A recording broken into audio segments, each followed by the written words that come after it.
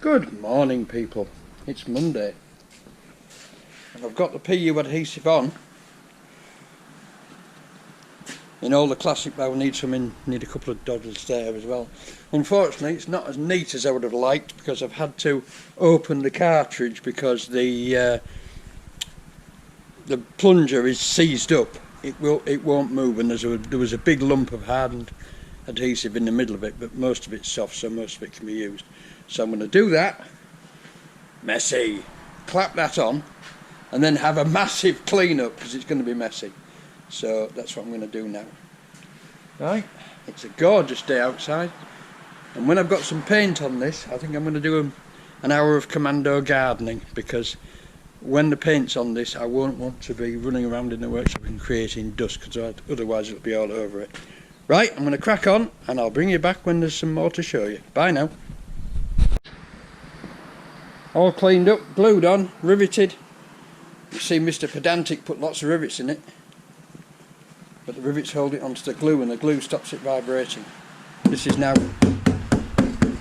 all solid, because everywhere there's a stiffener, it's glued to it.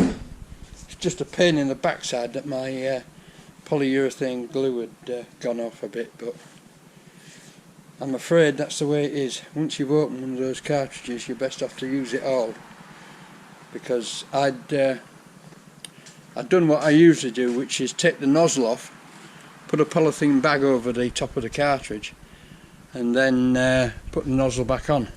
But it hadn't worked. Well, it had worked to an extent, but bye bye. That's that gone. Some you can save, some you can't. Usually if you do it with bathroom sealer, silicone, if you just take the nozzle off, stick a piece of polythene bag over it, screw the nozzle back on, that will save it. It stops it going off. Then you just push the hardened bit out the nozzle and carry on. But all, you know, the glues, the adhesives, you have to really cap them up well, otherwise they just go solid. Right, there she is, and looking very nice as well. Okay, I'm going to now get it on a stand and mix some. In fact, it might be as well, although I hate to say it might be as well on the big hydraulic platform. I shall push that back out the way, get that on the big hydraulic platform, and then get some etch primer on it. I need some sort of a rig to make it stand up, but I'll be able to do that. So the next coat is etch primer, just on the bare metal, just a dust coat of etch primer on the bare metal, and also it'll sort the pop rivets out as well. So there we go. Nice, nice, nice. Bye now. There we go, folks. I've got access all areas. And the first coat I'm going to put on is a bare metal etch coat, just to give it some bite into the rust and the dents.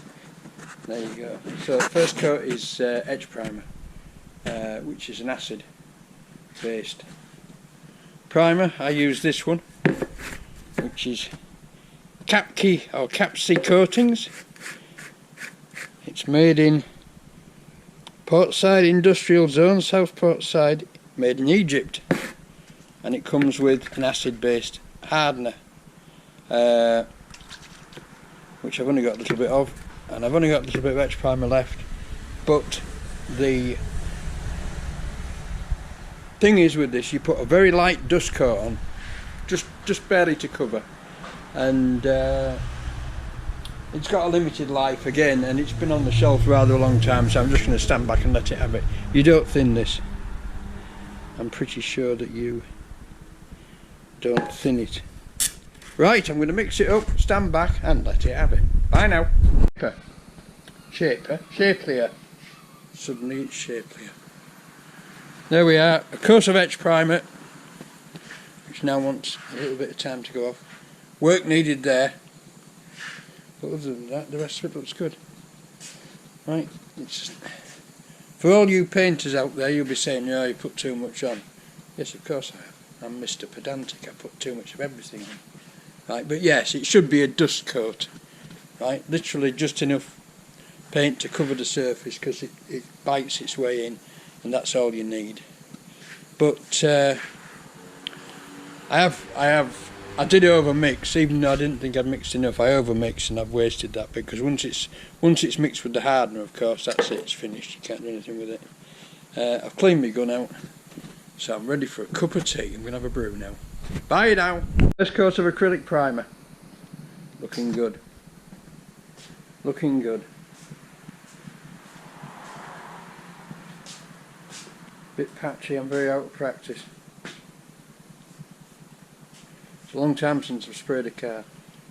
A long time. And it's a longer time than that I made a decent job of spraying a car. But I have done it on occasion. There you go. Doesn't that look bonny? Or at least better than it did. Bring you back later, folks. 10 to 4. That's had God knows how many coats. Now this paint is another 2-pack. It's an acrylic primer. It's very good acrylic primer, but you have to put a hardener in it. And I mixed too much. I mixed far too much. And so after a bit of frantic de-rusting, I painted my shelves. Isn't that good? I painted my shelves both sides. I made a right mess on the floor. Oh look, all my scrap's gone. The scrap man's just been. Isn't that cool? Right, I'm going to crack on now and I'm going to de-rust the angle irons. And I've got a bit of... oh no, I haven't. I might have enough primer just left out of in the dump tank just to paint the angle irons. But I'm going to cut them all at the same length first. Alright, see you later. Wow. Oh, the horror. It's Tony Blair in a microwave. Right folks, I'm on my alien Android camera because the GoPro's thrown its hog out and is spitting its dummy out over its SD card.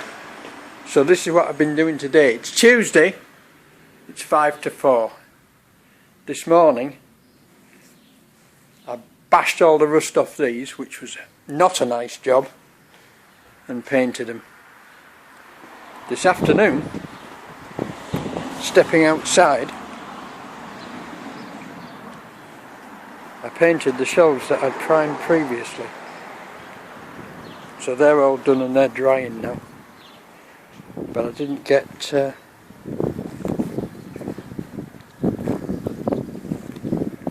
any footage of doing it because the camera spat its dummy out. So that's what's been achieved today. I hope this camera's working because this is on my phone that I only use for Wi-Fi sniffing nowadays. I think it's working. Good show. Right, that's Tuesday. Just about done with. I also flatted the bonnet and was going to paint it, but unfortunately there was a few little holes in the filler there that I've had to put a stopper in, and that won't rub down till tomorrow. And I bloody dragged something across it there. Never mind, I can't do anything with it now. That'll rub down tomorrow, and I'm going to let that have some red tomorrow. But it's flatted rather well. It's fine. It'll do for the tractor. The only thing that is a little bit bothering is that this T-Mac Massey Ferguson red is actually not really Massey Ferguson red. I've stirred it right to the bottom, and it comes out this colour, which is not Massey Ferguson red to me. It's far too pink. So there you go. But it's gonna have it anyway, and I'll maybe I put a dab of it on there, and it's not like chalk and cheese, but it's quite a long way off. This is Tractol Massey Ferguson red. So there you go. It might dry alright. Let me see if I can show you what I mean. Right, there we can see a clean.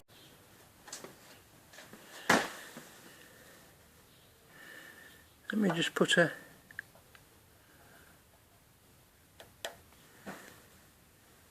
see what I mean? Slightly too, maybe this red has faded. No, it can't fade darker, it fades lighter. Well, it might be okay.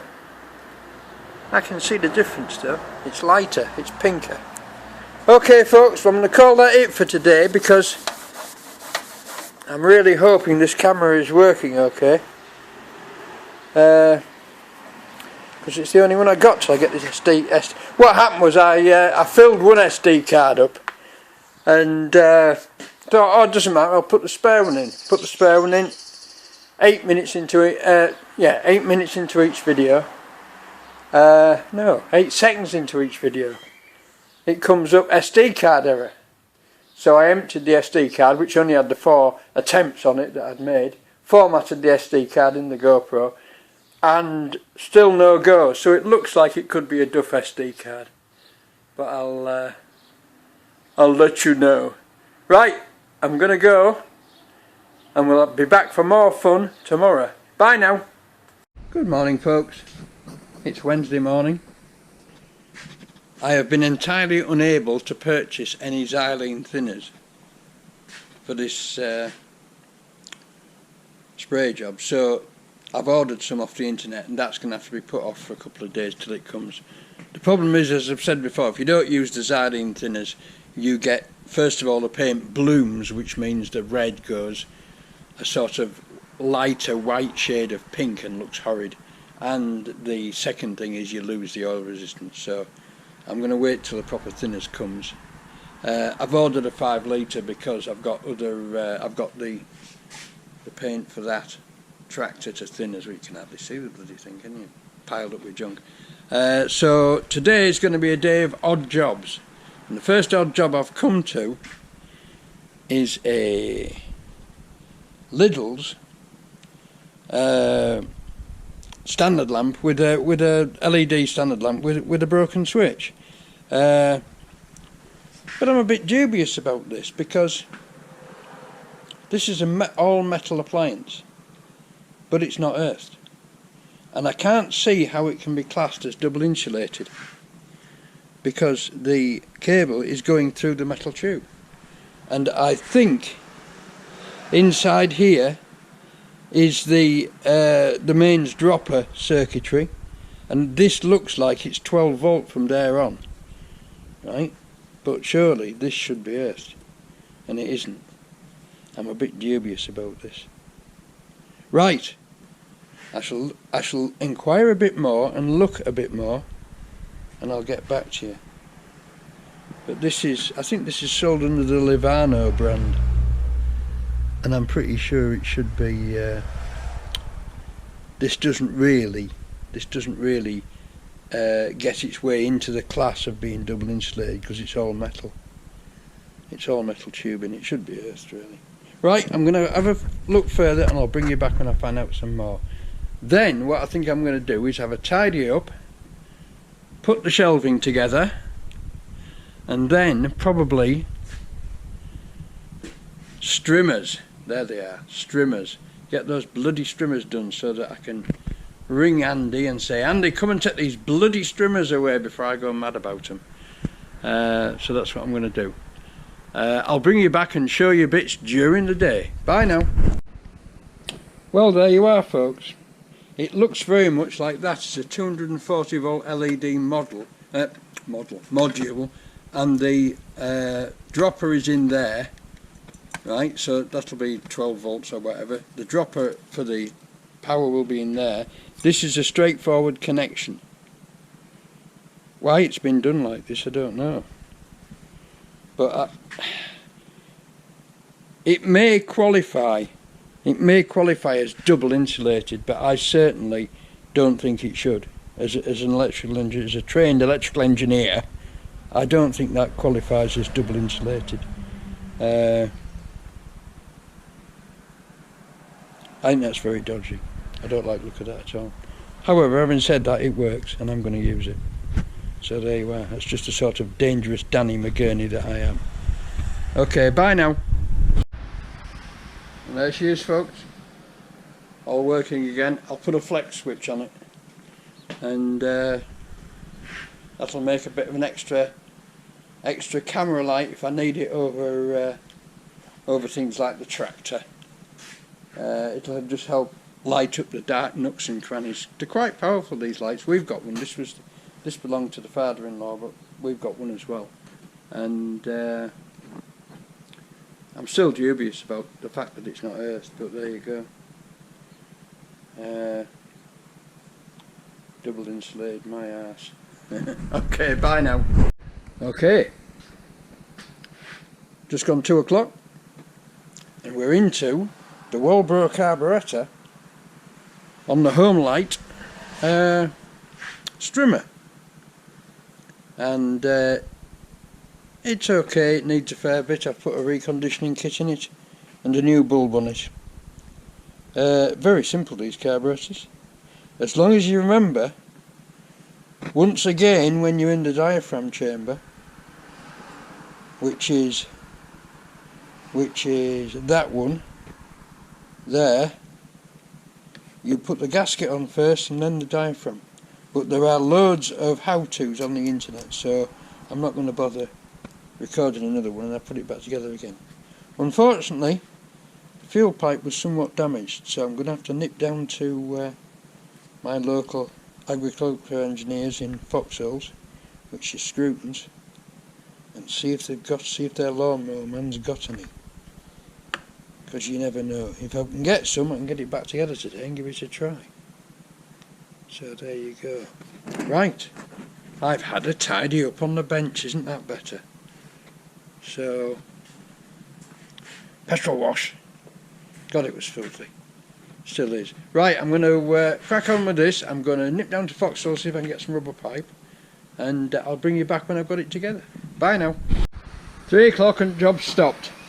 I've been down to my local agricultural suppliers at Scruton's at Foxholes, and they haven't got any fuel pipe like this, which is not entirely a surprise. So I'm going to have to order some off the internet. So I shall put this back together. It's all cleaned up. I'm quite happy that it's a goer now, because it's got a cracking good spark. I've rebuilt the carburettor, which was full of old oil, old two-stroke oil. So I think we should be a goer on this one. So I'm going to bang this back together, put this one to one side, and then I'll look at the other one, which we can continue with. Okay, bye now. Good evening, folks. Wednesday, 5 o'clock. One strimmer finished and running, and the other strimmer finished but waiting for a piece of fuel pipe, which I can't get anywhere. So there you go. I've had to order some off the good old internet. And that's about it for Wednesday, I think. What else have I done? Oh, I've finished that light. That's working now. I can put a cord switch on that. And that's it for today, folks. I'm going to go home because I've already had a phone call to say, where are you? But there you go. So we've got those two done, and soon they'll be going out the door, and I'll only have one petrol strimmer left to mend. But I don't know what I can do with this one, because it's a Chinesian one. It's very new. The ignition coil's gone, which is a very common failure on all the Chinesian strimmers, and I can't get the right ignition coil for it. I've got one that's very close, but the fixing bolts are slightly further round, if you see what I mean, and it puts the timing out. It does fire. It bangs and fires and pops and blows back, but it puts the timing out. I need to see if I can rig something or file the holes into slots and adjust it slightly. There you go, that's Chinesian for you. They all make strimmers and they all look the same, but when you take the parts off and try and match them up, you find they're all slightly different.